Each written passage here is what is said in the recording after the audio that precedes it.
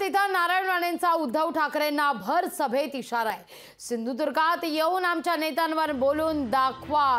खरं तर एकेरी शब्दात राणेंनी या सगळ्याला इशारा दिलेला आहे। परत जायचा रस्ता कुठून जातो ते दाखवतो असं राणे म्हणतायत। राणेंना बोलू द्या, त्यांचं वय झालंय, केसही पिकले आहेत असं म्हणत राऊतांनी सुद्धा त्यावर जोरदार पलटवार केलाय। पाहूया कोकणातला हा राजकीय शिमगा। माननीय बाळासाहेब ठाकरे यांनी शिवसेना पक्ष निर्माण केला व देशभर पसरवला।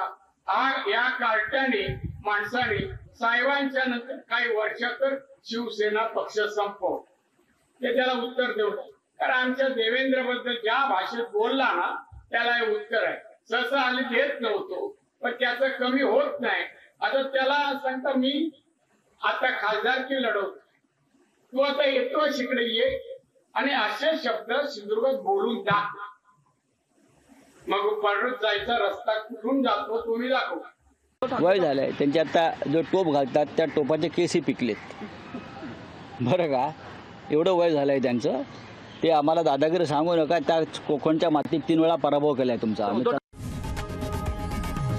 लोकशाही मराठी ऐका, पहा, जागरूक रहा।